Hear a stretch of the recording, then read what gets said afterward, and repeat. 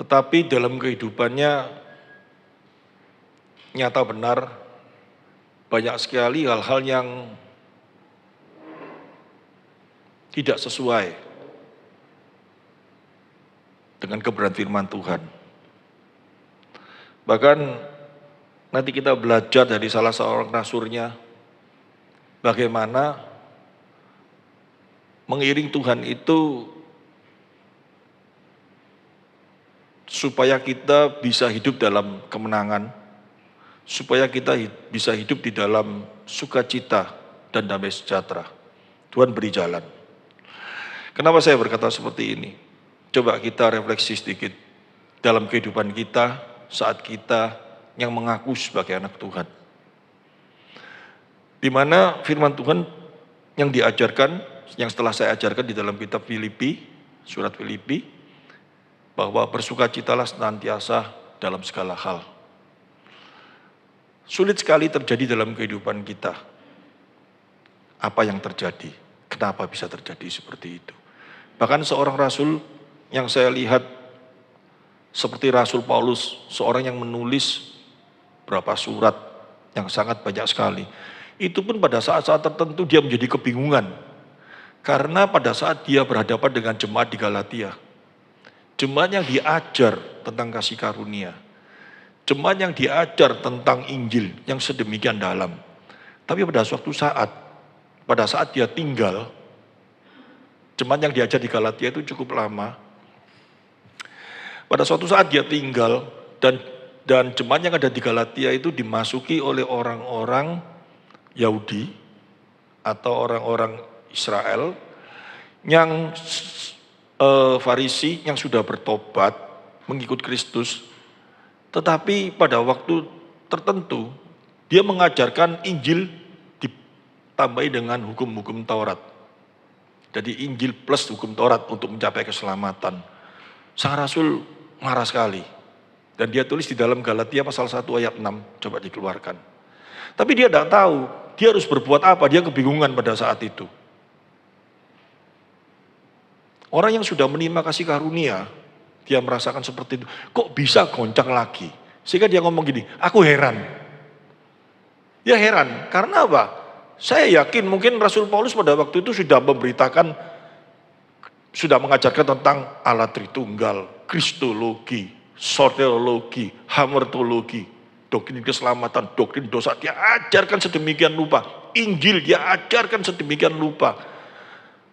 Dan dia merasa bahwa orang-orang ini sudah mengerti, artinya sudah menerima kasih karunia, ya toh? Tapi dimasuki dengan orang-orang Yahudi yang bertobat tetapi masih mencampur adukan antara Injil dan hukum Taurat. Artinya keselamatan itu datangnya bukan hanya melalui Kristus, tetapi harus di dalam perbuatan. Dicampur adukan, banyak hal yang dicampur adukan. Dan Rasul Paulus menjadi heran, dia sampai tulis sendiri toh, aku heran bahwa kamu begitu lekas berbalik daripada dia yang oleh kasih karunia Kristus telah memanggil kamu. Arti katanya yang oleh kasih karunia Kristus telah memanggil kamu, artinya apa? Rasul Paulus yakin dan percaya di dalam imannya bahwa orang-orang yang ada di Galatia ini adalah orang-orang yang telah menerima kasih karunia. Kasih karunia apa sih itu? Kalau kita mau pelajari, setiap orang yang bisa kenal dengan benar, siapa itu Allah, mengenal Allah dengan benar, itu tanpa kasih karunia tidak mungkin bisa. Tidak ada seorang pun yang mencari Allah, tidak ada seorang pun yang bisa mengenal Allah. Karena setelah manusia jatuh dalam dosa, manusia berdosa, gak mungkin yang berdosa ini bisa mengenal yang kudus. Benar ya? Yang dosa ini gak mungkin bisa mengenal yang kudus. Yang dosa ini gak mungkin bisa memiliki pengetahuan Allah yang kudus. Gak bisa. Siapa itu Allah? Allah itu bagaimana? Kasih Allah itu kayak apa? Gak mungkin bisa. Kalau Allah tidak menyatakan diri kepada orang itu. Kata menyatakan diri kepada seseorang, itu tidak semua orang Allah nyatakan. Tapi pada saat dia menyatakan kepada seseorang, berarti orang itu menerima kasih karunia. Arti kasih karunia itu artinya apa? Orang itu sebetulnya tidak layak menerima, mengerti siapa itu Allah. Karena manusia berdosa, karena dosa manusia harus dihukum, betul ya? Tetapi karena begitu besar kasih Allah kepada setiap manusia, ada beberapa orang, saya nggak bisa menghakimi, tapi orang yang menerima kasih karunia, tandanya apa? Dia bisa mengenal Allah dengan benar. Karena tidak semua orang bisa mengenal Allah dengan benar. Semua orang bisa beragama. Semua orang bisa mengatakan dirinya punya iman. Tetapi iman kepada apa? Kepada siapa? Kalau kita bisa beriman kepada Kristus, kita percaya Dia adalah Allah yang datang di dunia, itu hanya kasih karunia yang memampukan kita bisa mengerti itu. Tetapi dengan iman yang seperti itu, dikatakan apa? Telah mengikuti dan mengikuti sewaktu Injil lain. Dia jadi bingung gitu loh. Kayak apa gue bowat kalau orang Chinese ngomong. Dia kebingungan. Sampai dia tulis di dalam Galatia itu tidak ada jalannya. Bingung dia, ini kayak apa ini? Gitu loh. Apa yang harus aku jelaskan kepada mereka? Tentang ngasih karunia sudah diajarkan sedemikian rupa. Demikian juga saya. Saya di Efrata ini cukup lama.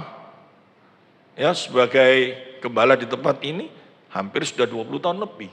Pada waktu yang lampau sebelum Covid itu setiap Rabu kita PA.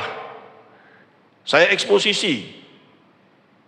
Banyak kitab-kitab yang saya eksposisi. Saya ajarkan tentang doktrin Allah. Saya ajarkan tentang kristologi. Ya, mungkin yang baru cuman berapa tahun di sini, 5 tahun, 6 tahun, enggak tahu seperti itu. Tapi sebelumnya saya ngajar seperti itu. Tapi ada beberapa orang akhirnya tidak mau kenal Tuhan lagi. Saya jadi bingung. Tapi saya yakin di dalam hati saya, dia harusnya kalau sudah mengenal dan dia bisa percaya, gak mungkin dia bisa hilang. Saya dalam hati saya, dengan iman saya berkata seperti itu. Tapi kita yang telah menerima kasih karunia, kita harus was-was. Karena kasih karunia saja tidak bisa. Harus disertai dengan iman. Tetapi setiap orang yang telah menerima kasih karunia, saya yakin pasti Allah juga menyertai iman yang benar. Amin. Nah, cuma bukti bahwa kita menerima kasih karunia itu pasti kita memiliki iman, benar ya? Sama saja di dalam kitab Yakobus, bukti bahwa kita memiliki iman harus disertai dengan perbuatan. Nah, Rasul Paulus pada waktu menulis di Galatia, surat Galatia pasal 1 ayat 6 sampai dengan selesai, dia masih bingung jalan keluar apa. Tapi setelah itu dia tulis di dalam Efesus pasal 2 ayat 8. Dia ngomong, di sana dia ngomong apa? Sebab karena kasih karunia kamu diselamatkan oleh iman. Jadi kasih karunia tok, bukan pembuktian. Tetapi apa? Oleh iman. Jadi kamu menerima kasih karunia diselamatkan oleh iman. Itu satu hal yang selalu berdekatan, yang tidak bisa dirubah-rubah, yang tidak bisa ada satu gak ada satunya. Kalau kamu menerima kasih karunia, kamu pasti apa? Diselamatkan oleh iman. Itu bukan hasil usahamu, tetapi pemberian Allah. Ya, pertanyaan saya, iman itu apa? Kalau kita baca di Ibrani gampang ya. Sesuatu yang tidak dilihat, kita percaya, pengharapan, gini-gini semua. Tapi dalam praktek hidup kita, iman itu apa? Ini saya renungkan dan saya mulai memperhatikan beberapa murid saya yang sudah diajar, beberapa orang yang sudah belajar firman Tuhan, seolah-olah sudah menerima kasih karunia dan seolah-olah sudah berpengetahuan dan Demikian juga diri saya introspeksi diri, saya berpengetahuan firman Tuhan, saya berpengetahuan, saya menerima kasih karunia, tetapi hidup saya, cara berpikir saya, kok sering kali jatuh dalam dosa. Perubahan yang secara mutlak yang harus terjadi dalam kehidupan saya, kok rasanya seperti mobil yang jalan mogok, jalan mogok, jalan mogok, jalan mogok. Kenapa ini? Apa yang terjadi dalam kehidupan kita? Bahkan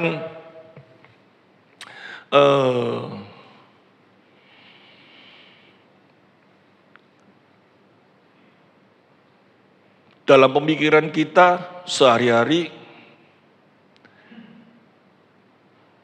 kita seringkali ngomong percaya, kita seringkali ngomong punya iman, kita seringkali berbicara bahwa kita itu kenal dengan Allah kita. Kita punya iman karena kenal Allah toh. Tanpa kenal dia gak mungkin kita punya iman. Pertanyaan saya, apakah kita benar-benar kenal Allah?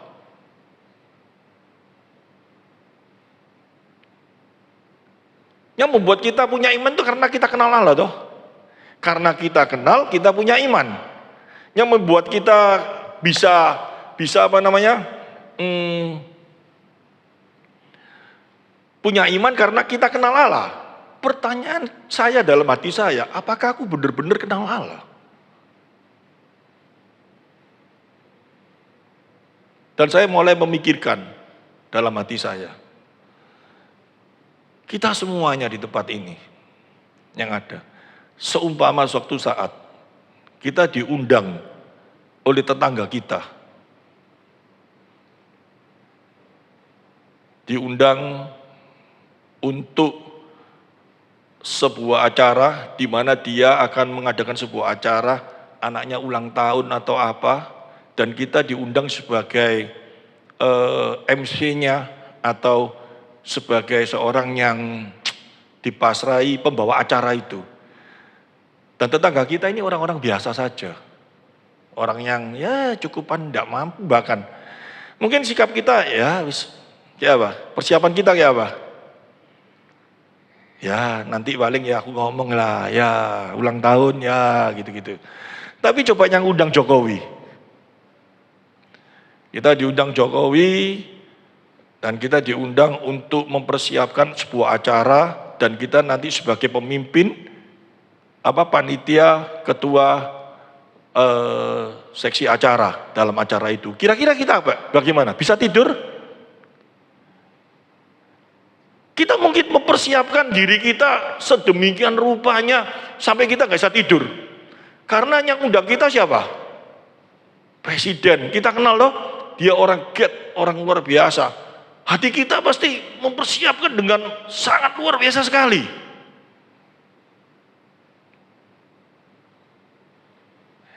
Saya kembalikan di dalam sikap hati kita. Ya, saya nggak bicara tentang pemain musik di Efrata. Pemain musik Efrata bagus semua lah. Tapi jadi satu pertanyaan dalam diri saya sendiri. Saya renungkan. Pertama kali gereja Efrata ini berdiri di Somerset. Semua nggak tahu ya, Cielin yang tahu mungkin ya. Cielin Kohok. Ya. Di Somerset. Di Hotel Somerset situ.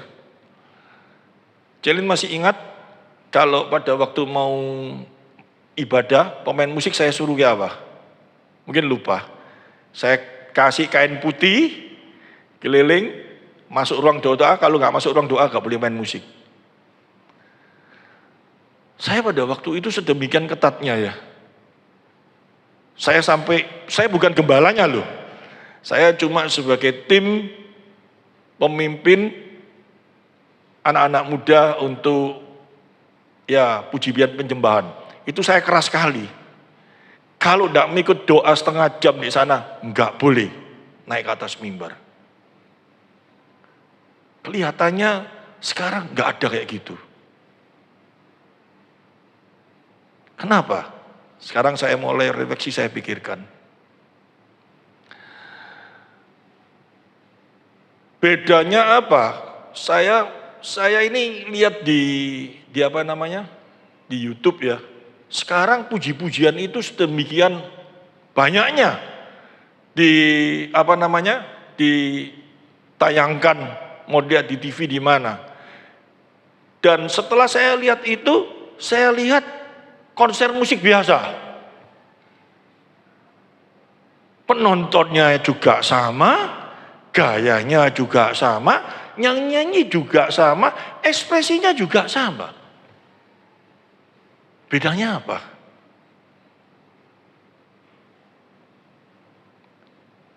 Saya mulai renungkan lagi. Kalau dulu pemain musik, kalau pakai pakaian, betul benar untuk Tuhan tuh. Diatur yang bagus, yang perempuan, kalau pakai celana, nggak boleh ketat-ketat. Iya, celananya harus ladok gelombor-gelombor. Bahkan di GBPS sangat sadis dulu. Nggak boleh pakai celana panjang. Harus pakai rok yang sak gini dulu. Harus kena tutup dengkulnya itu loh. Tapi sekarang, maaf ya, saya kemarin lihat ada yang bagian tari-tarian di bawah, pakaiannya kelihatan pusarnya gitu. Ada itu kemarin itu.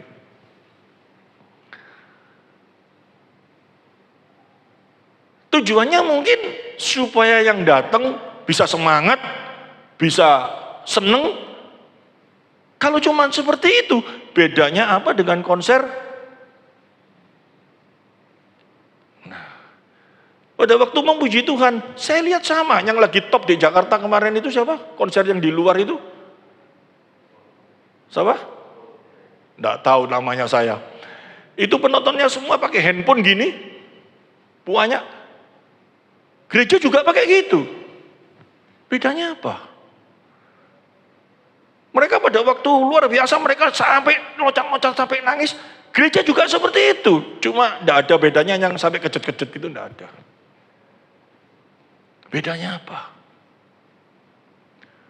Bahkan sekarang kalau anak-anak muda pada waktu pujian, pakaiannya ya tidak ada bedanya dengan konser biasa. Bahkan mungkin lebih luar biasa anak-anak yang melakukan katanya untuk Tuhan. Padahal kita harus sadar, melayani pekerjaan Tuhan, melayani untuk pujian dan penyembahan aja, apakah benar-benar kenal Tuhan? Kalau dengan pemikiran seperti itu. Padahal bedanya antara konser yang bukan untuk memuliakan Tuhan, tetapi untuk menyenangkan penontonnya, menyenangkan yang datang, dengan melakukan sebuah pujian untuk Tuhan, itu harus ada perbedaan. Persiapannya sudah beda, benar gak? Pasti. Karena kalau untuk Tuhan, pada waktu mau naik ke atas mimbar, yang ingin disembah, yang ingin dipuji, yang ingin disenangkan, yang nomor satu siapa? Tuhan. Caranya kayak apa? Hati kita pada waktu ingin kalau kita kenal siapa itu Tuhan dan kita hidupi Tuhan itu dalam hidup kita, artinya apa? Setiap hari bergumul dengan Tuhan, mau naik ke atas mimbar untuk menyembah Tuhan, mempersiapkan hatinya untuk memuliakan Tuhan. Cara berpakaiannya pasti benar-benar pakaian yang memuliakan Tuhan, betul toh? Cara dandannya,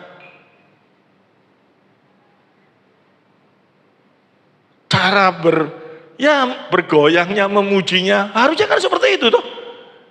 Masa untuk Tuhan pegang gitar, ya sampai kayak tidak ada bedanya. Tapi sekarang hal yang seperti itu menjadi sesuatu hal yang wajar. Kenapa seperti itu? Nanti kita sama semua belajar. Kita mau dibawa seperti itu semua? Mau seperti itu semua, kalau kita nggak sadar rasanya itu hal yang biasa enggak? Biasa. Bahkan gereja yang seperti itu adalah gereja yang hebat. Betul toh? Pengunjungnya semua, waduh wis, mengikut semua, senang luar biasa. Padahal kita memuji Tuhan itu, kita menyembah kepada Tuhan itu, hati kita arahkan kepada Tuhan. Amin. Ya memang kita lakukan untuk memuliakan Tuhan dengan musik dan setiap orang yang naik atas mimbar harus pakai pakaian yang sopan, yang apa semuanya, supaya jemaat tidak menjadi batu sandungan. Betul memang. Dan pada waktu kita menyembah Tuhan, memuji Tuhan, supaya jemaat bisa terbawa kepada pujian penyembahan. Betul, sama dengan apa? Pada waktu konser di dunia, sama tuh. Penontonnya semua sampai ikut nyanyi, sampai gini-gini, yang nangis, yang lagunya kalau romantis, suami istri bisa rangkulan, bisa merasakan. Pernah saya lihat kayak gitu, mereka rasanya luar biasa. Waduh, dengan lagu itu mereka nanti bisa menjadi baik. Itu cuma menyentuh emosinya. Menyembah Tuhan pakai emosi, bener pakai mesti. Kalau nggak pakai emosi, pada waktu menyembah Tuhan, nggak ada ekspresinya, bener ya. Tapi ekspresi yang emosi itu bukan cuma di luapan emosi saja, tapi pengertian di dalam Tuhannya itu harus nyata.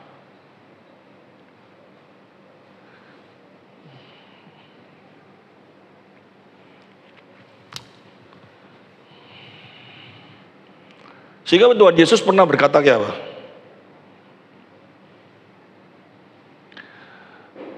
Di dalam Yohanes pasal 4 ayat 23 sampai 24.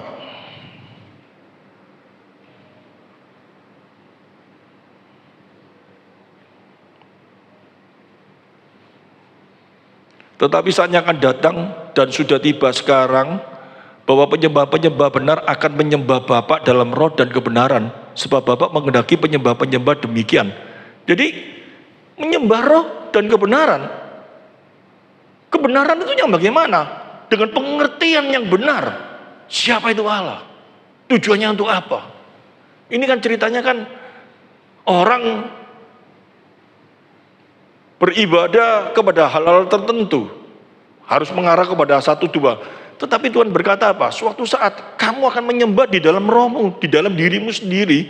Kamu mampu memuliakan Tuhan di situasi apapun juga, di tempat manapun juga. Karena apa? Tuhan sudah ada di dalam hatimu. Amin. Tapi yang terjadi apa? Orang sudah dibawa di sana, orang sudah dimengertikan di sana. Karena apa? Penyembah-penyembahnya pun juga tidak mengenal Allah. Atau tidak menghidupi Allah di dalam kehidupannya. Bahkan efek yang terdalam, katanya mengenal Tuhan, katanya tahu Tuhan, katanya mengerti Tuhan. Hal berdoa aja sampai salah. Katanya mengenal Tuhan, padahal itu apa? Banyak sekali hal-hal yang terjadi dalam kehidupan manusia secara psikologi ya. Kita ini ikut mulai kecil kita orang tua, benar toh? Dan kita percaya orang tua itu yang terbaik dalam hidup kita. Gak ada orang yang rasanya kita lebih baik dari orang tua kita. Suami kita, istri kita lebih baik mana sama orang tua kita? Tetap kalau kita ngomong tetap orang tua kita, benar ya? Gak mungkin lah kalau sampai kita ngomong orang tua aku itu bojai, lebih baik kan istriku atau suamimu. Waduh, enggak ngerti kalau seperti itu. Kita tetap ngomong orang tua itu yang terbaik dalam hidup kita. Ini enggak secara langsung masuk di dalam hati kita. Dan kita gambarkan, katanya kita kenal Allah toh. Allah enggak bisa dilihat. Dan kita percaya orang yang terbaik yang bisa kita lihat dalam hidup ini adalah orang tua kita. Sehingga bayangan kita, Allah itu digambarkan kebaikannya seperti orang tua kita. Benar gak? Coba kita mulai bayangkan orang tua kita yang kita rasakan seringkali terjadi dalam kehidupan kita, dan kita merasakan oh ternyata dia baik. Itu apa? Mulai kecil kita yang paling rasakan apa? Sampai sekarang ini terbawa dalam otak saya itu apa? Kalau saya minta sesuatu, tidak dikasih. Saya setiap hari minta, ngerenggek, minta, nangis. Suatu saat dikasih enggak. Akhirnya kita ngomong apa? Ternyata papa mama baik. Benar dong?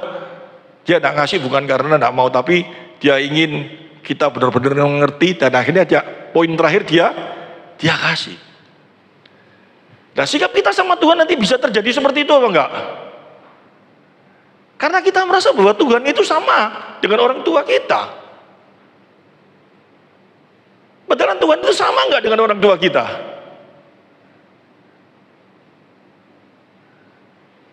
Firman Tuhan pernah ngomong kok. Orang tua dimintai sesuatu sama anaknya, orang tua yang jahat di dunia ini pasti dia kasih. Apalagi bapakmu di surga. Tetapi ada satu perbedaan. Orang tua kita di dunia pada waktu kita minta, pada waktu dia kasih, dia tahu enggak kalau dengan dikasih ini anak kita nanti bakal bisa celaka apa enggak? Enggak tahu. Tapi kalau bapak kita di surga, pada waktu kita minta, dia tahu enggak kalau dikasih ini bisa celaka? Kalau celaka dia kasih enggak? Enggak mungkin. Ini kita enggak memahami ini. Terus kita pakai ayat.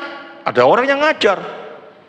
Bapak kita tuh baik. Kalau minta dengan gerengek, sungguh-sungguh, nanti dia enggak betah kamu dikasih. Ayatnya mana? Buka Lukas pasal 18. Yang kemarin saya ajarkan Lukas 18 ayat berapa? Ayat yang ke-7 mungkin.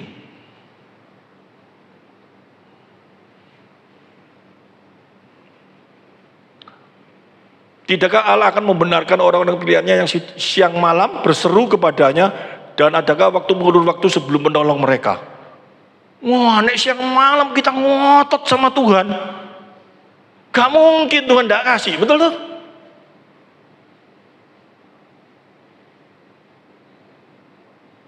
Padahal ayat ini tidak ngomong seperti itu.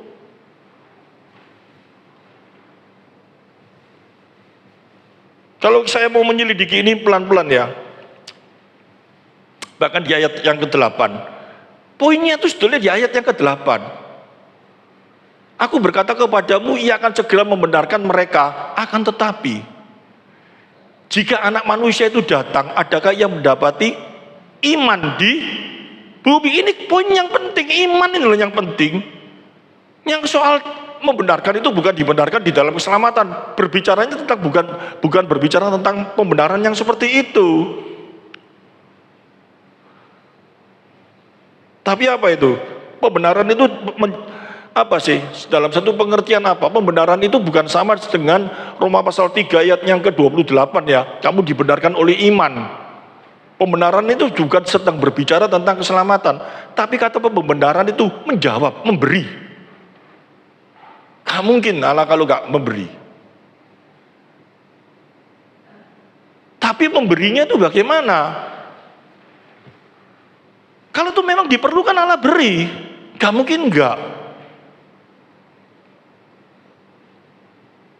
Tapi pemberian Allah kembali lagi harus sesuai dengan kehendaknya. Kalau nggak sesuai dengan kehendaknya, nggak mungkin Allah beri. Yang utama itu, adakah ia mendapati iman di bumi? Ini yang penting.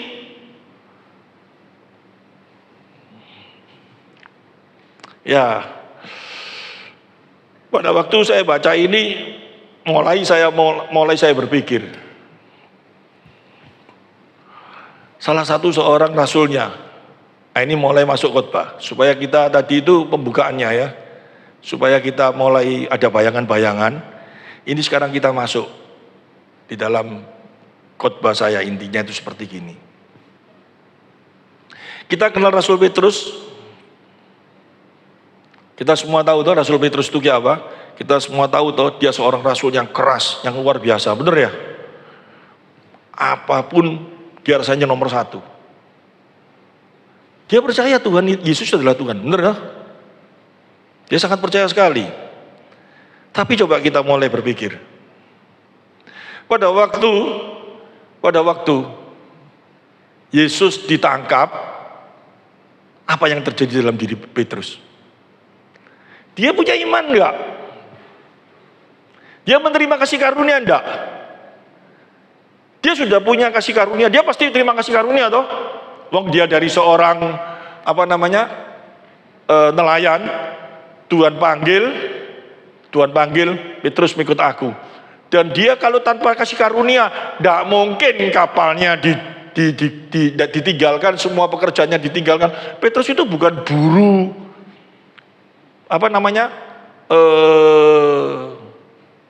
nelayan, ngerti maksudnya? Tapi dia itu punya kapal loh, ya. Jadi dia itu bukan orang tidak mampu. Dia seorang yang juga mampu. Dia punya kapal. Wah, punya kapal nelayan aja. Loh, jangan dibayangkan seperti itu. Zaman dulu itu punya kapal nelayan itu orang mampu. Kalau sekarang itu ya mungkin jeragan apa gitu ya. Dia tinggalkan semua. Dan dia tinggalkan semua apa? Karena dia lihat, wah, mengikut Yesus ini lebih untung.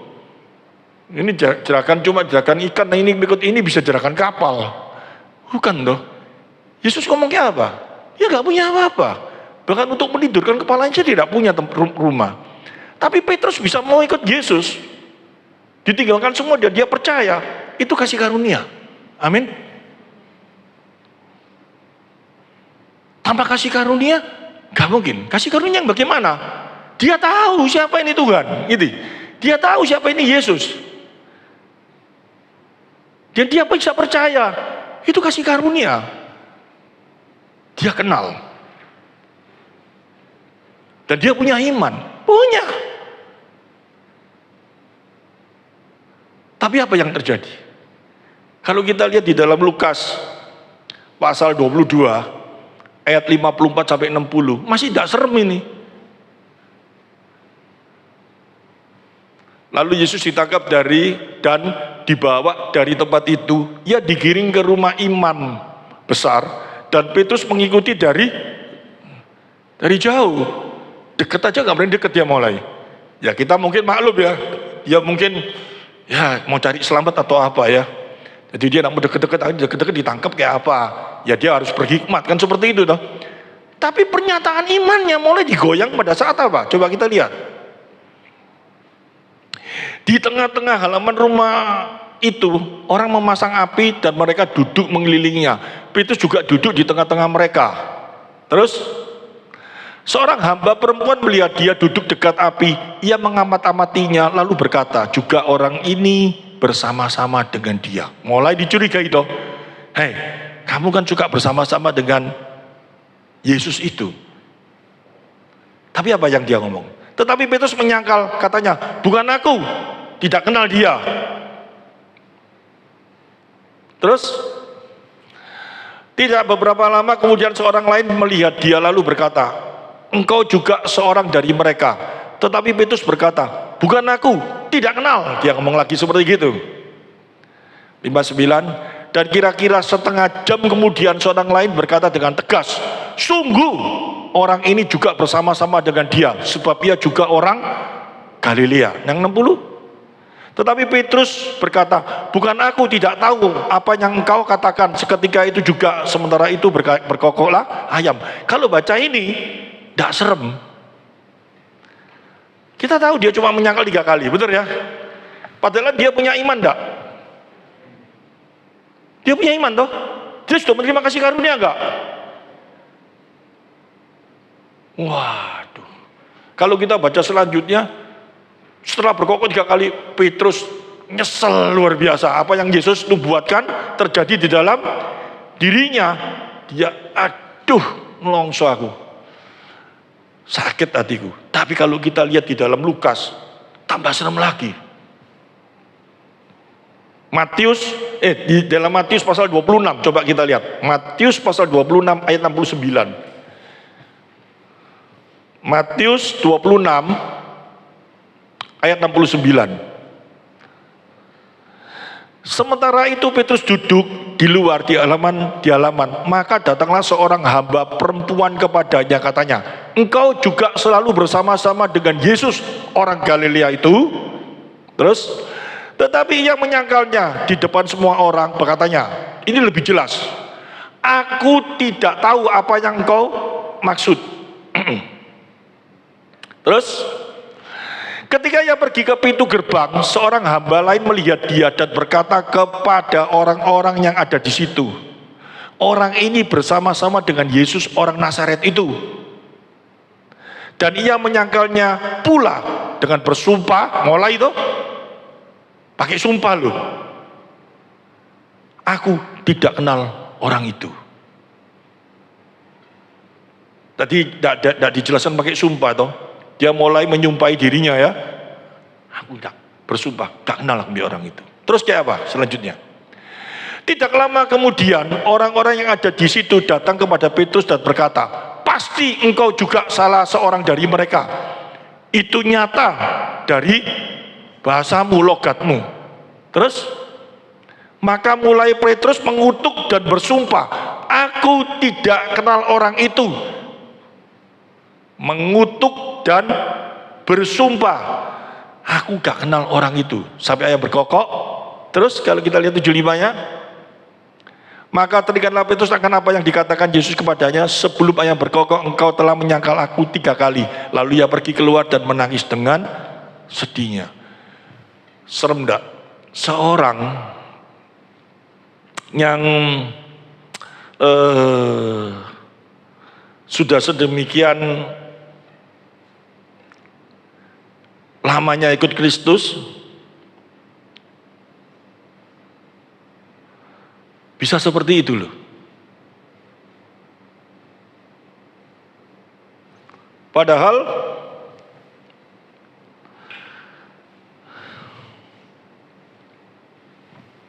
kalau kita lihat dia mengikuti perjalanan Yesus kayak apa? Kalau dibandingkan dengan kita, alangkah lebih bahayanya kita, bener gak?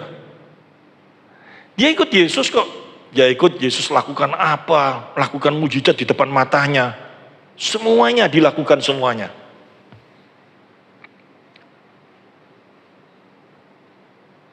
Bener gak? Semua loh, orang nggak bisa melihat apa-apa, kasih makan 5.000 orang, dia lihat semua, itu mengangkat imannya nggak seolah-olah. Banyak sekali orang merasa bahwa di dalam kehidupan kita ya, mengiring Kristus, kita bisa compang-camping enggak? Jauh lebih bobrok daripada Petrus enggak? Kita mungkin tidak menyangkal, tetapi dengan perbuatan kita jauh lebih menyakitkan Tuhan dari hanya sekedar menyangkal. Itu sering terjadi dalam kehidupan kita enggak?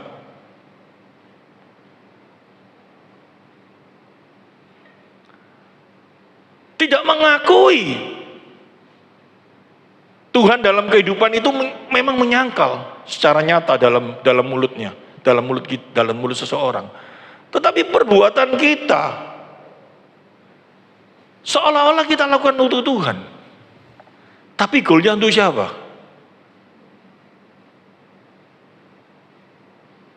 Ya, saya diangkat lagi menjadi ketua panitia Rakerda.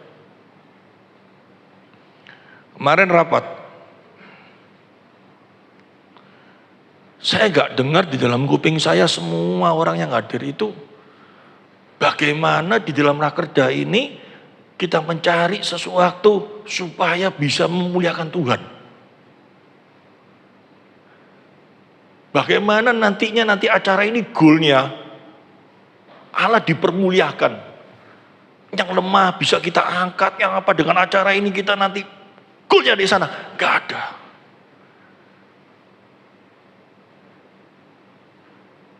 Tapi yang jadi pembicaraan cuma apa? Bagaimana kita melaksanakan tugas dari organisasi. Bagaimana? Goalnya apa? Apalagi dalam kita mengiring Tuhan. Apalagi kita sebagai umat yang ingin datang di hadapan Tuhan, ini ke rumah Tuhan. Apa yang jadi goal kita dalam kehidupan kita kalau kita kenal Dia?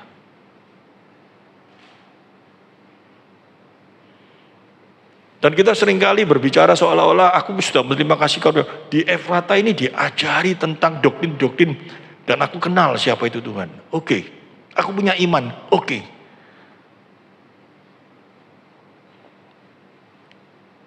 Tapi pada waktu kita mengalami sesuatu, ya, kalau kita menerima kasih karunia, kita punya iman, seperti yang terjadi dalam diri Rasul Petrus, pada waktu dia mengalami yang namanya dosa itu, sakitnya luar biasa nggak? Kita mau sakit terus seperti Petrus itu?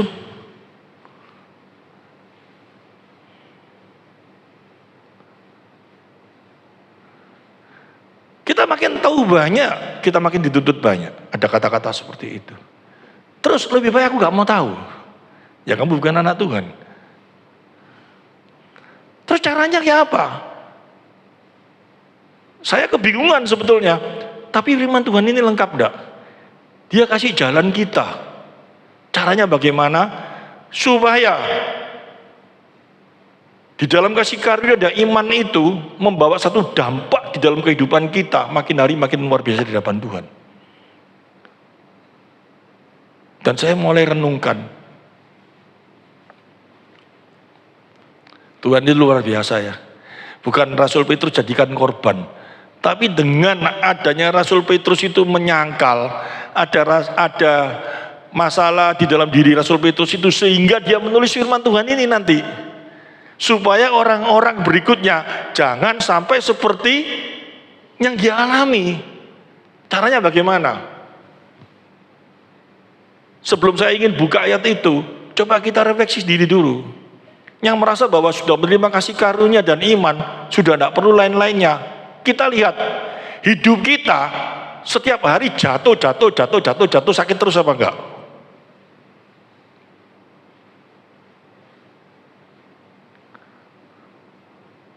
Ini dialami oleh Rasul Petrus betul-betul.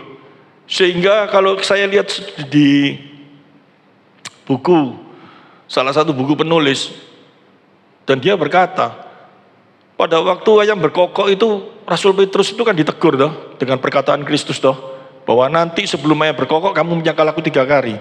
Sehingga mungkin Rasul Petrus itu setiap hari pada waktu ayam berkokok dia tidak bisa tidur lagi mungkin. Karena dia teringat omongan gurunya, Tuhan Yesus. Waduh, aku berdoa, nyeselnya luar biasa enggak? Sakitnya luar biasa enggak? Itu terjadi terus dalam hidupnya. Dan dia tidak mau kita seperti itu. Karena kita adalah orang-orang yang telah menerima kasih karunia. Kalau orang tidak menerima kasih karunia, tidak kenal Tuhan dengan baik, mau hatinya bosok kayak apa, mau hatinya jahat kayak apa, hatinya seperti kubur yang dikapur, gak masalah. Kelihatannya melayani, kelihatannya baik, main musik atau WL atau bahkan penyampai firman Tuhan, tapi hatinya bosok, gak masalah. Karena sesungguhnya dia tidak kenal Tuhan. Ngerti maksudnya? Kalau betul-betul kenal Tuhan, terjadi seperti itu sakit enggak? Berbuat dosa sakit enggak?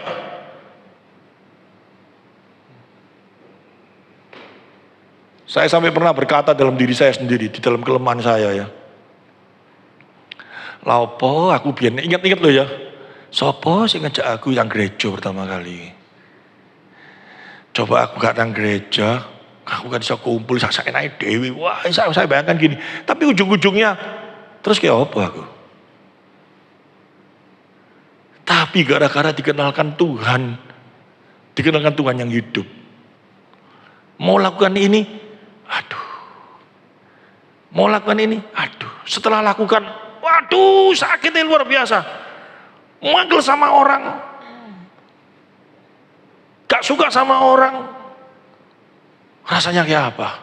Disakiti sampai orang mau bales, gak bisa. Ditahan gitu terus. Tapi untuk menahan itu, tanpa pengertian firman yang Tuhan, sakit enggak?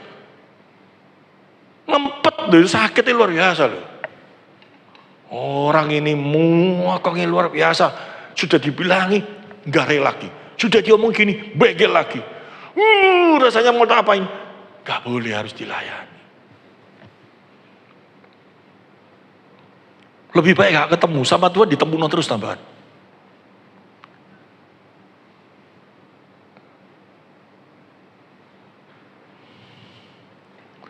Tadi pagi saya mendengarkan firman Tuhan salah satu gereja GBPS. Saya bersyukur sekali GBPS ada seorang pengkhotbah yang kayak gitu. Khotbah perjanjian lama, bagus sekali dan dia kasih gambaran. Saya sampai pertama kali ketawa, tapi saya benar-benar, luar biasa. Dia ngomong dia orang Jawa Tulen, istrinya orang Ambon. Pertama kali kawin seperti kapal pecah katanya. Pada waktu pacaran kan sebentar-sebentar saja dia ngomong katanya enggak seberapa tahu modelnya istrinya kayak apa. Pada waktu pacaran orang kan mesti hati-hati katanya dia. Tapi pada waktu menikah katanya dia, soal makan aja jadi masalah nanti katanya. Saya orang Jawa Tulen, dia ngomong. Kalau makan kan, dia orang Ambon katanya. Kalau makan, saya dengar itu mual sama dia, jadi masalah. Saya orang Jawa Tulen, dia ngomong gitu. Saya warna seneng monokrom. Apa namanya? Hitam, abu-abu, putih, yang kalem-kalem. Dia, dapur itu, tepatnya sendok ungu.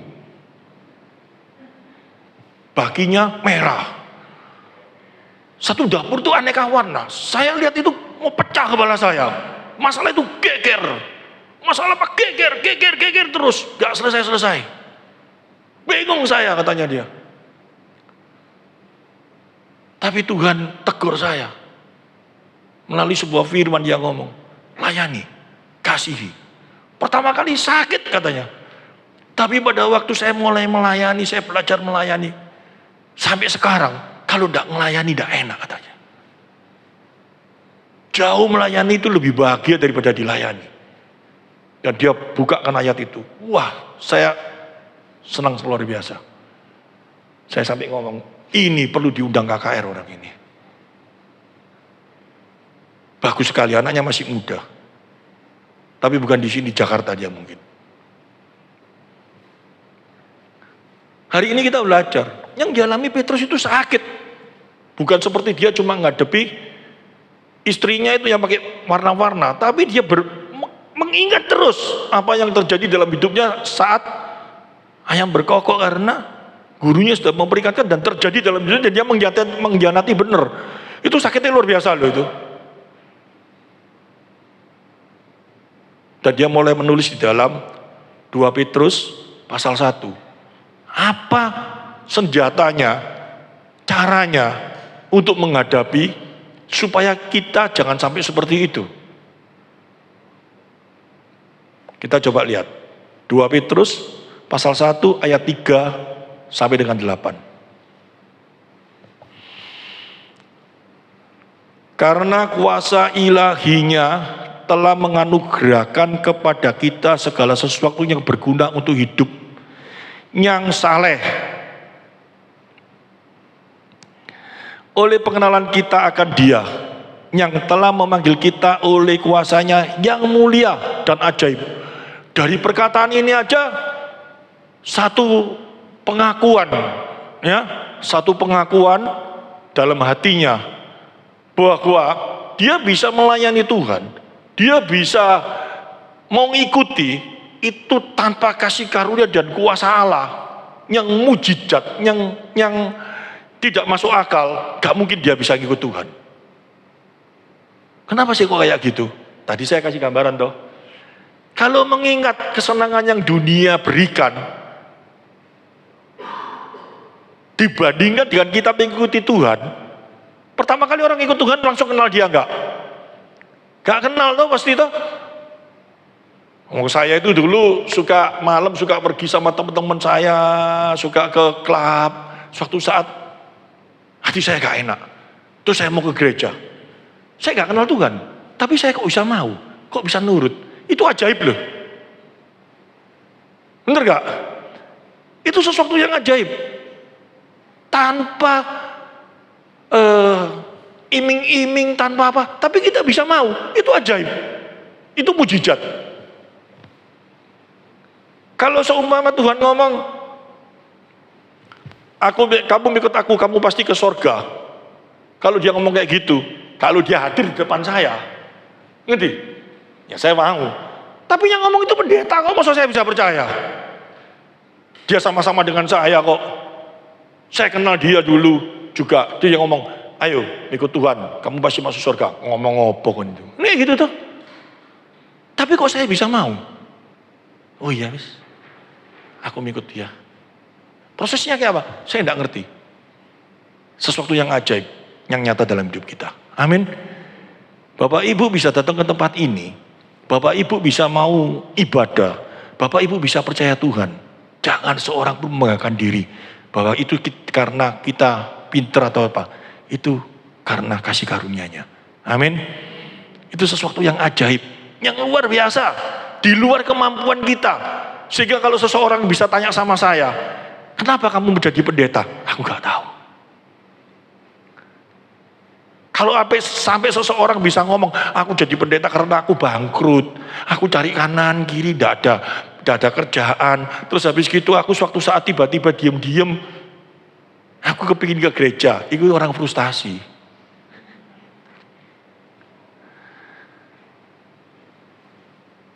Saya sering ditanya sama teman saya, lu kan gak usah jadi pendeta ya apa? Gak tahu aku.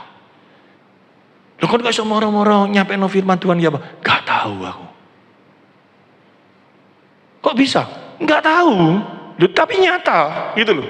Saya enggak ngerti kenapa bisa seperti itu. Saya enggak ngerti. Sama saja dengan mantu saya Kanda itu. Loh kok bisa ke Efrata? Tertarik sama anak saya? Belum tentu. Justru Tuhan yang bawa dia ke sini.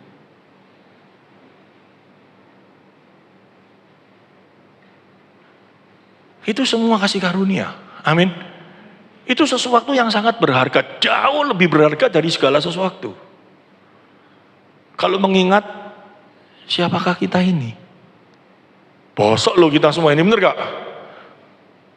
Mau melayani, mau datang itu, saya renungkan itu aja saya sudah bisa nangis gitu loh. Ngerti maksudnya? Kenapa nangis? Oh bos ya aku iya. Kok bisa kayak gini? Kok bisa mau? Heran, tapi nyata. Rasul Paulus ngomong kayak gitu. Segala sesuatu berguna untuk hidup yang saleh oleh pengenalan kita akan Dia yang telah memanggil kita oleh kuasanya yang mulia dan ajaib. Sekarang kita ngerti toh? Mulia dan ajaib itu apa? Mustahil, ajaib kita bisa dipanggil dan kita mau. Kalau bukan kekuatan Allah. Amin. Terus dengan jalan itu Ia telah menganugerahkan kepada kita janji-janji yang berharga dan yang sangat besar. Amin. Janji-janjinya apa?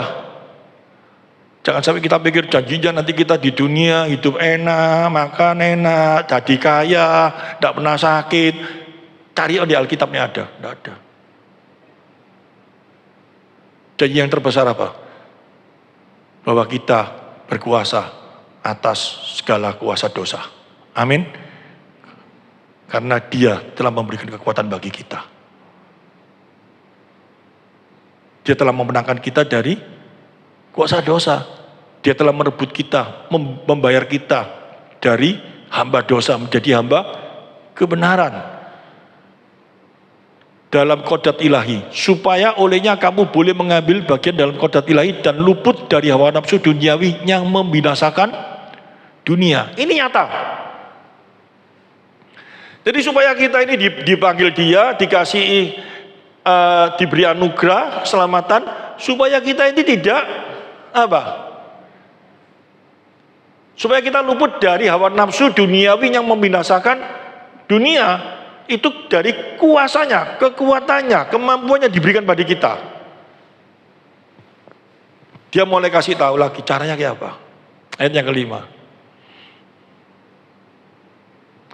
Justru karena itu kamu harus dengan sungguh-sungguh berusaha untuk menambahkan kepada imanmu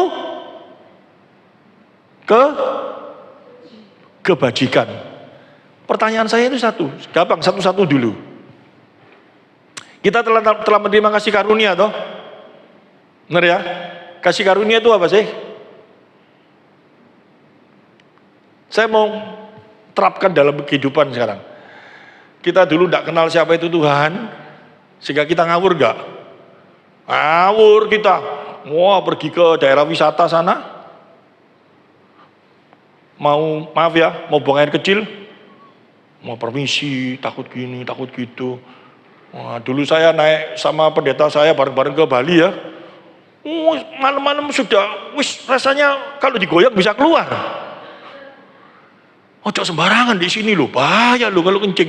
Ya, boy. Saya turun, tembang di bawah. Nggak ketok malam-malam. Nah, waktu naik tante kelihatan, aduh kon bahaya kon. Wabu kon kok gini kaki mungkin ini. Tidak ada apa-apa ya. Karena saya merasa bahwa saya punya Tuhan yang luar biasa. Amin. Kalau enggak, kayak apa itu? Ya, itu karena kita kenal Tuhan. Efek daripada kita kenal Tuhan itu apa? Kenal sungguh-sungguh loh ya. Di dalam segala kemahannya, di dalam segala kemahannya, kita tahu semuanya. Waduh, kita bisa goyang, tapi kita tidak sampai jatuh. Artinya kayak gitu. Kalau kita coba pegang ayat, Tuhan berjanji, segala pencobaan yang terjadi dalam dirimu, aku batasi. Gak mungkin kamu sampai jatuh tergeletak. Jeketek tuh. Kenyataannya, kenapa suka terjatuh tergeletak? Karena gak kenal benar-benar siapa Tuhan. Tapi kalau kita kenal benar-benar siapa Tuhan, apapun. Pada saat kita mulai merenungkan siapa Tuhan yang kita sembah, kita kenal dia dengan baik, apapun. Bahkan seperti Sadrak Abednego, ngomong kayak apa? Aku percaya engkau mampu menyelamatkan aku dari dapur api ini.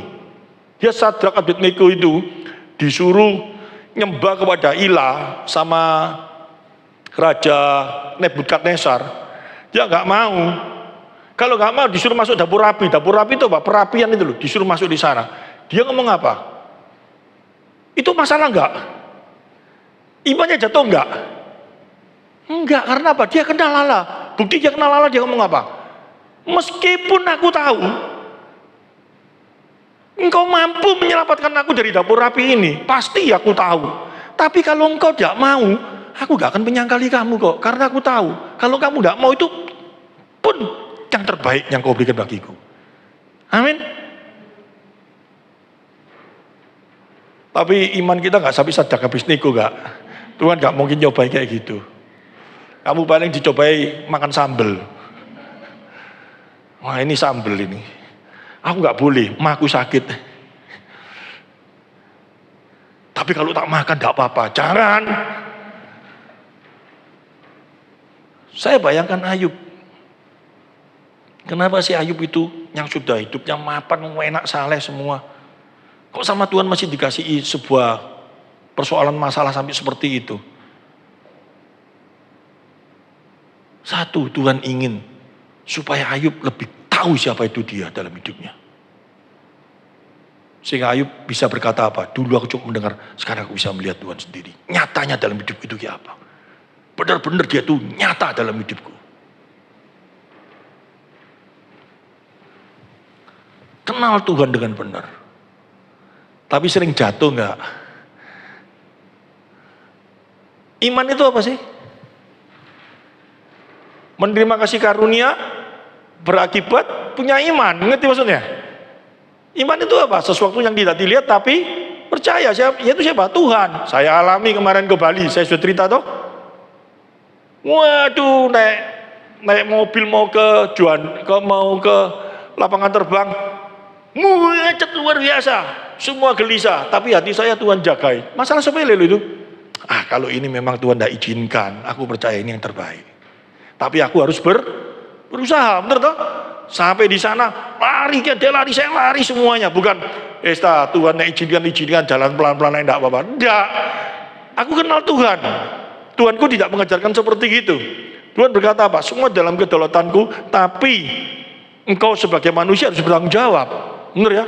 Saya pegang itu. Aku sudah berusaha kok. Sopir, Pak, ayo Pak. Tapi Pak, tobrok aja semua Pak.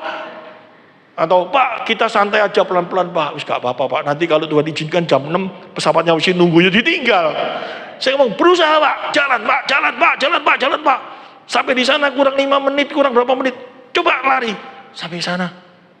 Tuhan izinkan tetap jalan. Kita nggak ditinggal. Tenang enggak?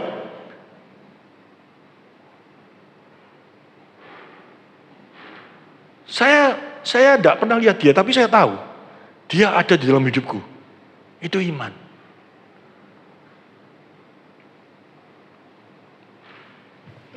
Apapun dalam hidupmu, problem apapun, aku percaya karena dia ada dalam hidupmu. Dan dia selalu ada. Itu iman. Tidak ketok, tidak kelihatan. Tapi aku percaya, aku tidak lihat tapi aku percaya. Itu bahagia, amin enggak? Apapun, persoalan apapun, itu kalau kita pegang, kita jadi tenang dulu. Setelah itu apa?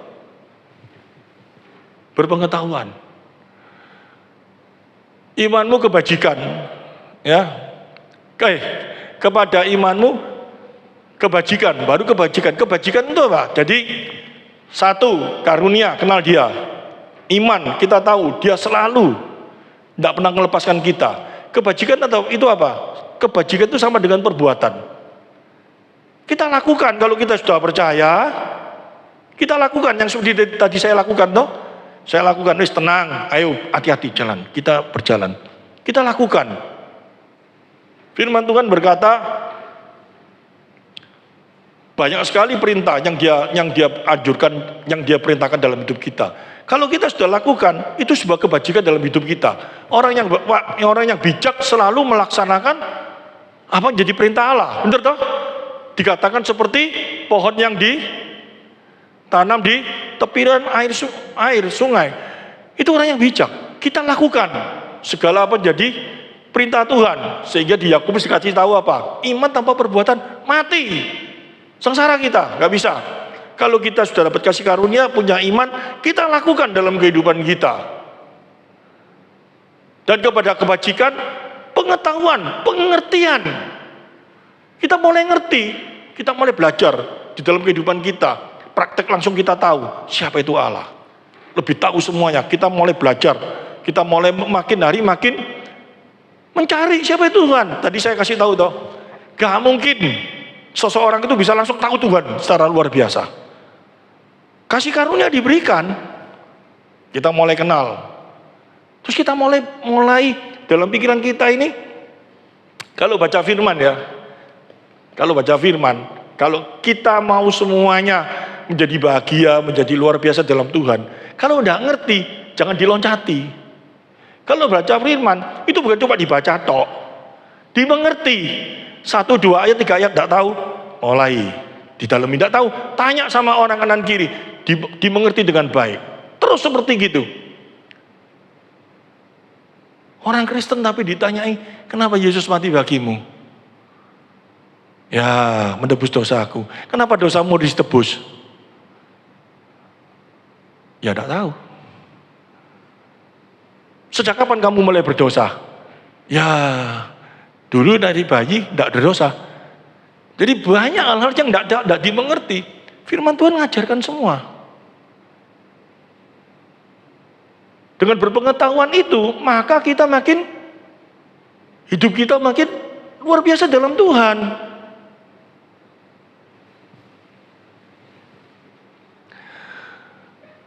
Setelah pengetahuan apa?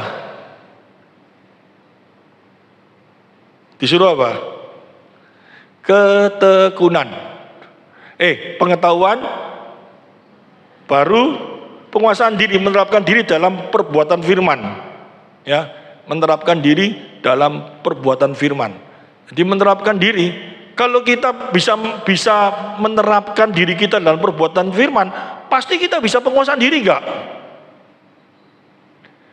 Hidup kita, aku gak bisa menguasai diri aku, nek kena iki aku gak bisa, gak kuasa aku. Tapi kalau kita menghidupi firman dalam hidup kita, pencobaan apapun bisa kita hadapi enggak? Apapun. Karena di dalam firman Tuhan akan memberikan satu dapa apa? Kita bisa menguasai diri kita. Tanpa firman kita tidak bisa penguasaan diri. Soal makan aja, jagai tubuhmu sebagai baitku. Ya. Saya baru-baru ini periksa kolesterol saya tinggi sekali. Tiba-tiba kolesterol saya 200 berapa? 221. Terus kolesterol jahat saya 205. Wih, kaget saya. Ini bahaya ini. Karena dari makan soto ayam mungkin.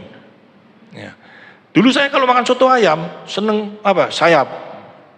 Kan gurih toh, paha, brutu. Enak luar biasa. Ya. Tapi Tuhan ingatkan saya. Menggok, ini satu jual soto ayam, satunya jual bakmi godok. Kalau bakmi godok kan nggak pakai minyak. Saya minta minyaknya sedikit. Ya toh? Terus ikannya cuma mentok-tok.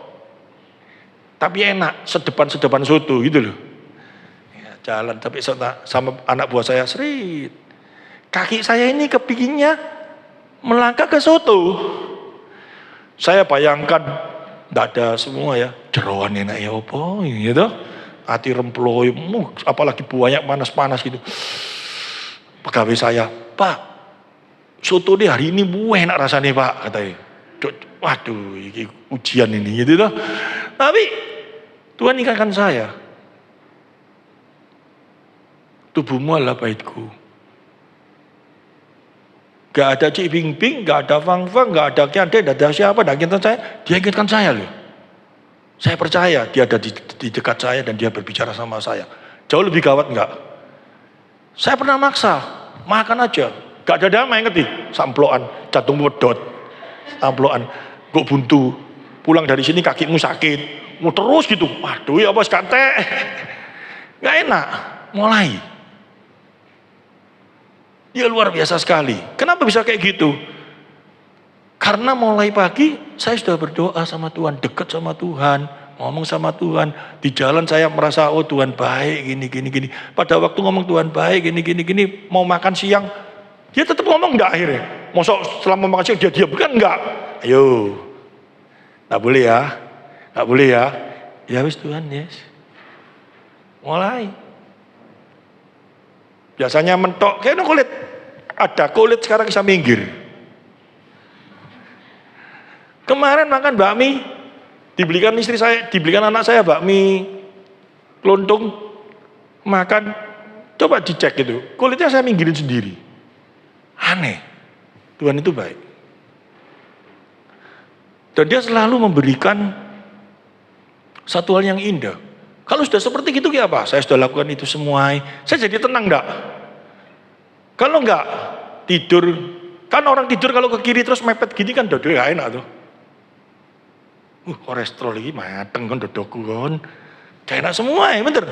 Tapi kalau sudah seperti itu, tenang saya sudah minum obat, sudah lakukan kewajiban saya. Meskipun tidak sakit, nanti Tuhan pasti pulihkan. Aku sudah lakukan tugasku. Bener gak? Kalau enggak, gemeter terus enggak, deg-degan terus enggak. Ini soal makanan, soal yang lain. Tuhan ingatkan terus ya dalam hidup kita. Mau dosa apapun juga dia ingatkan kita. Kalau kita ada di dalam kuasanya, kalau kita ada di dalam firman-Nya. Jadi ya kita kasih karunia, iman, kebijakan, ya bijaksana, melakukan. Habis itu apa? Penguasaan diri. Wah, sampai sana aja sudah luar biasa enggak? Kita terapkan sampai di mana? Cuma iman tuh aku percaya Tuhan Yesus. Amin. Amin. Terus habis itu apa? Sesudahnya wis gak ngurus. Hidupku berjalan seperti biasa. Kamu gak akan bisa damai.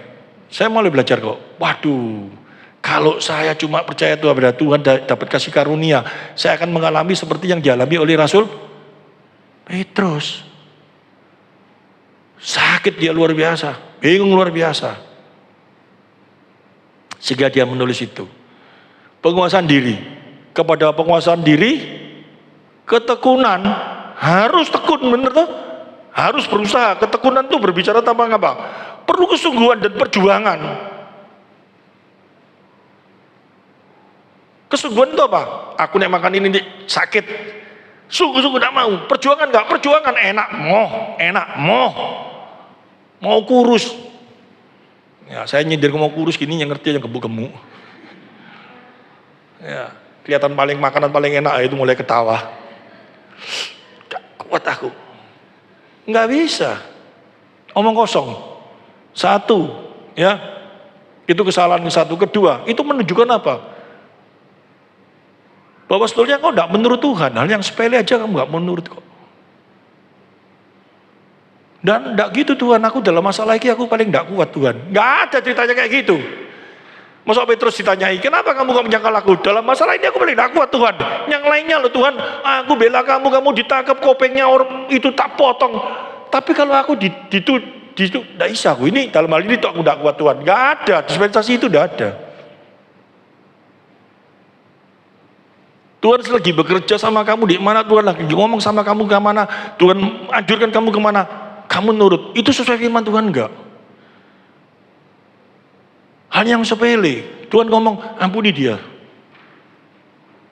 Dia meskipun salah kayak apa, ampuni dia. Oh dalam hal ini aku tidak bisa Tuhan. Yang lainnya Tuhan boleh. Yang ini aku tidak mau. Ya gak bisa.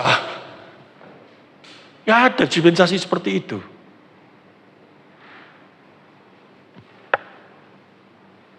Perlu perjuangan, ketekunan. Perlu kesungguhan.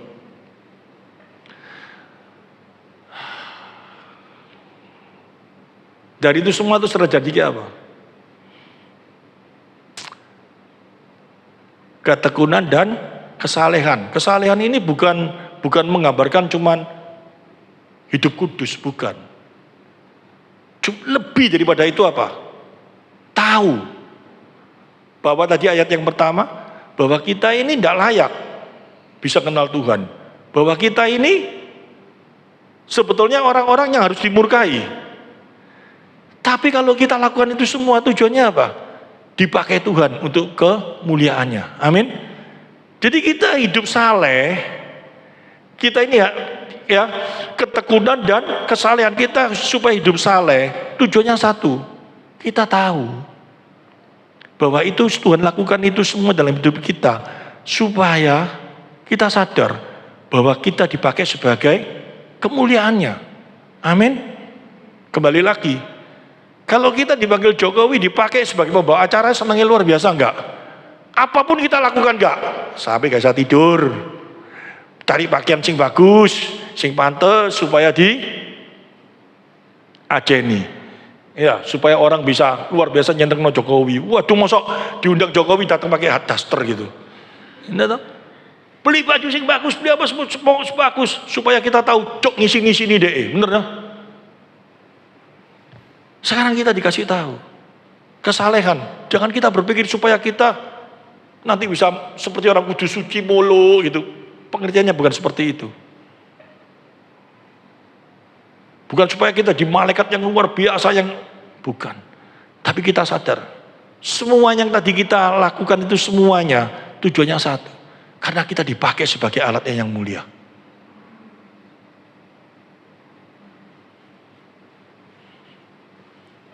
Kalau sudah seperti itu, baru kasih itu benar-benar ada dalam diri kita. Amin. Kalau nggak omong kosong, wah aku mengasihi DE. Kasihnya orang itu kalau nggak bisa yang melakukan yang di atas ini ya, omong kosong.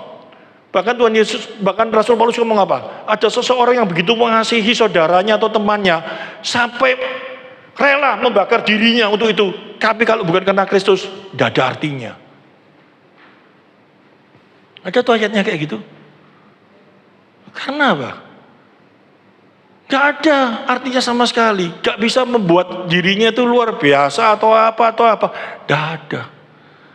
Tetapi kalau kita lakukan itu semuanya untuk kemuliaan Tuhan. Jelas nyata kok itu. Dan kalau itu hadir dalam hidup kita, baru itu yang ada, yang namanya dalam hidup kita itu apa? Kasih. Baru kita bisa mengasihi sesama saudara seiman. Kalau enggak mungkin bisa. Omong kosong. Kasihnya cuma sebatas apa? Di lambe. Supaya dilihat orang. Supaya seolah-olah dia baik. Palsu itu semua kasih itu. Tapi kalau kasih asli harus melewati apa? Kenal Tuhan dengan baik. Setelah kenal Tuhan dengan baik, punya iman. Setelah punya iman, kita menjadi apa? Kebajikan, pengetahuan, penguasaan diri. Semuanya itu hadir dalam kehidupan kita. Baru bisa mengasihi sesama saudara. Kasih yang tulus. Itu namanya kasih yang dari surga. Kasih yang benar-benar di dalam Tuhan. Kalau enggak, omong kosong. Oleh karena itu kalau cari suami, cari istri, cari mantu, cari semuanya supaya aman, harus mengikuti ini dulu. Baru dia memiliki kasih yang benar.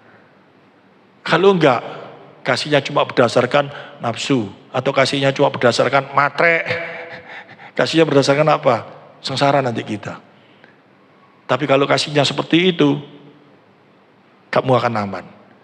Tapi kalau sudah kawin ya apa? Nah, Rasul Petrus nanti ngajari lagi toh. Jangan dicerai. Tapi layani dia. Supaya melalui perbuatanmu, dia makin hari makin mengenal Tuhan. Sehingga oleh karena kamu, dia diselamatkan. Kenai. Nih, mulai kayak gitu lagi, berarti kamu udah ada kasih. Kalau kamu ada kasih, kamu rela lakukan itu semua enggak? Semua, karena apa? Yang kamu lakukan itu bukan untuk dirimu atau dirinya, tetapi kamu lakukan itu supaya nama Tuhan dimuliakan. Amin.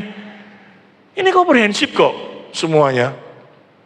Sehingga dikatakan oleh Rasul Paulus, istri-istri kasihlah suamimu dengan apa yang kamu lakukan supaya melalui perbuatanmu dia bisa melihat Tuhan dalam hidupmu. Amin.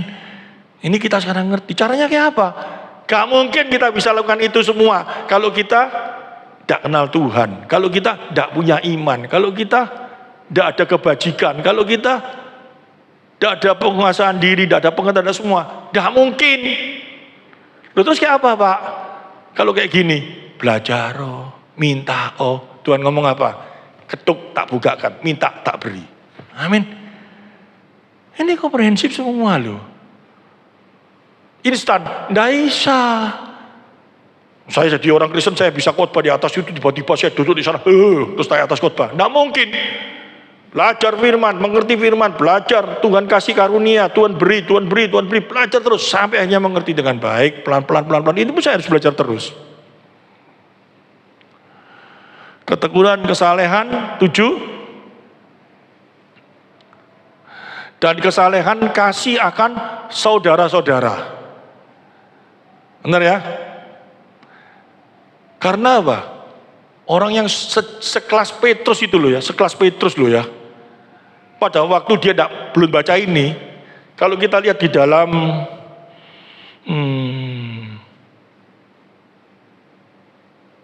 Yohanes pasal 21, saya tak lihat ya, Yohanes 21 apa 19 ya.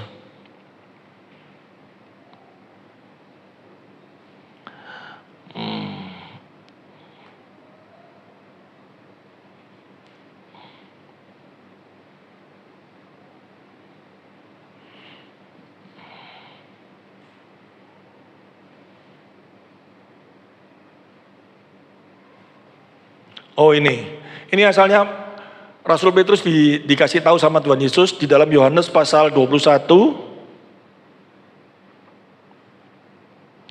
ayat yang ke-18.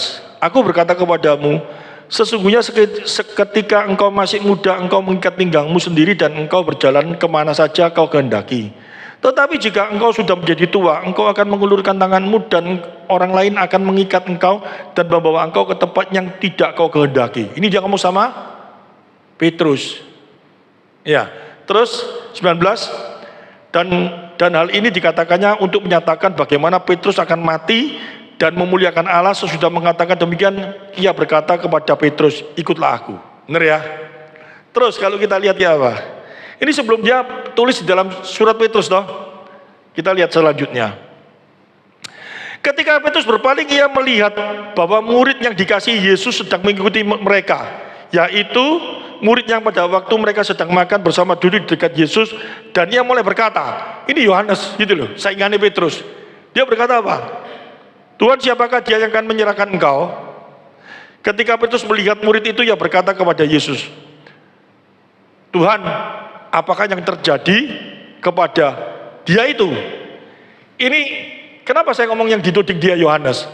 Karena jelas sekali Yesus ngomong apa? Jikalau aku menghendaki supaya ia tinggal hidup sampai aku datang, itu bukan urusanmu, tetapi engkau ikutlah aku.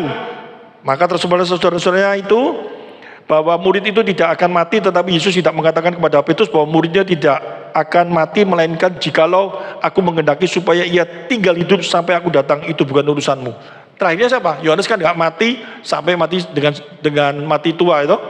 Jadi Petrus pun yang sudah punya iman pada waktu itu, percaya pada Yesus, antara sesama masih saing-saingan enggak? Dia diomongin, kamu nanti ya tuweke kamu gini dan kamu matinya diginikan. Dia lihat Yohanes lewat, dia apa? Sampai kayak gitu loh. Terus Yesus ngomong apa? Dia mau mati nanti kayak apa, itu urusanku, kamu tidak usah ngomong. Nek pun dia tidak mati, kamu tidak usah tahu. Wah, saingannya luar biasa tuh.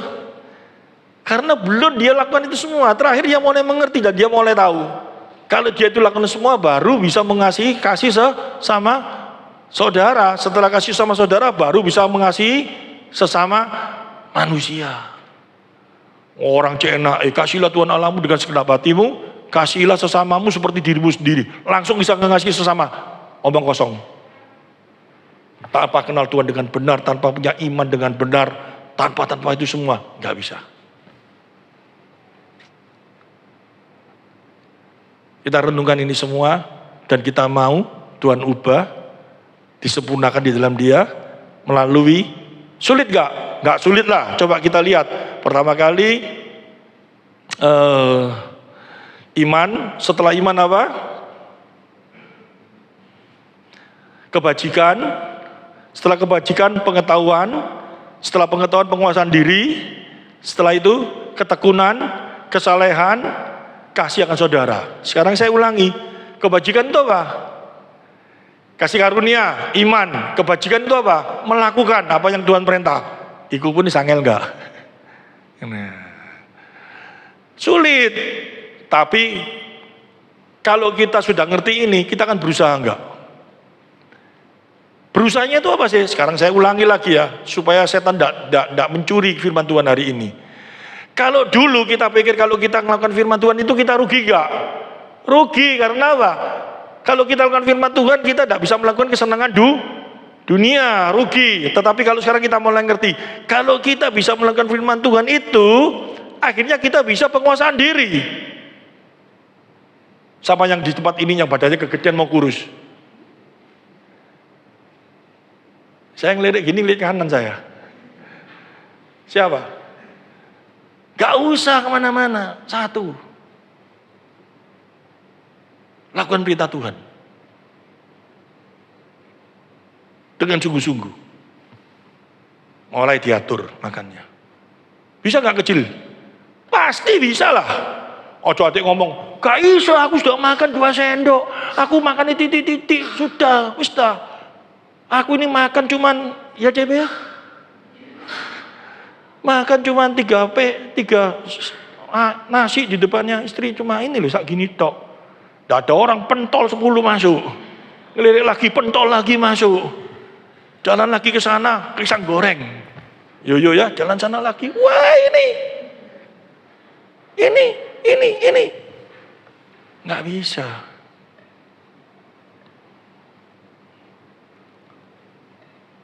Iman, aku percaya dia. Aku tahu siapa itu dia dulu. Aku benar-benar tahu. Aku percaya dia ada selalu bersama denganku. Aku akan melakukan firman-Nya. Rugi? Gak. Sekarang aku tahu. Memang menyakitkan. Karena kedaginganku. Aku lawan. Tapi akibatnya, yang senang siapa? Diri kita sendiri. Soal tubuh aja tuh menjadi baik. Ya. Terus soal yang lain-lainnya, pasti menjadi baik enggak? Nah, setelah itu apa? Pengetahuan. Oh, aku kok dalam hal ini kok enggak bisa ya? Dalam hal ini aku kok masih enggak kuat ya? Kok masih jatuh terus? Belajar firman Tuhan lebih dalam, lebih kenal Dia lagi. Dengan pengetahuan firman Tuhan yang dalam, kita makin tahu caranya kayak apa nangani ini. Amin. Mungkin pada waktu tertentu kita cuma bermasalah soal tubuh, tapi masalah soal kekhawatiran. Kita bingung loh. Burung di udara Tuhan pelihara, aku gak dipelihara kayak apa, gini. Jawabnya kayak apa? Belajar firman Tuhan. Kamu harus kerja, kamu harus gini, situasi gini. Tapi aku tetap memberikan dukungan kepadamu. Gini, semua jadi tenang enggak? Akhirnya apa? Bisa lakukan firman Tuhan. Pada waktu lakukan firman Tuhan, perlu ketekunan enggak? Perlu, karena daging ini tetap toh, Paulus ngomong, roh penurut, daging lemah, mana tahan. Perlu ketekunan, perlu usaha, perlu kekuatan. Kalau tubuh sendiri untuk melawan kemauan, saya ngomong tubuh aja lah, makanan tok ya. Rasanya gak kuat aku. Tapi kalau kita mau menurut sama Tuhan, kita menjadi kuat enggak? Pasti. Ya, kesalehan artinya apa? Kalau ini semua terjadi dalam hidupku, nama Tuhan dimuliakan enggak? Dimuliakan. Loh ini loh, bukti diet bersama dengan Tuhan. Lihat, nyata sekali. Wih, luar biasa firman-Nya ya. Efrata jadi bagus semua badannya. Iya, saya khawatir ambruk nih siswa ini. Yang main keyboard yoyo, yang ngedrum CP, yang itu megang bass, terus tambah lagi satu, WL-nya Nana, ambruk.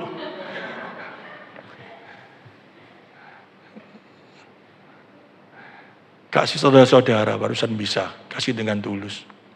Baru bisa mengasihi sesama kita. Amin firman Tuhan. Mari kita tundukkan kepala.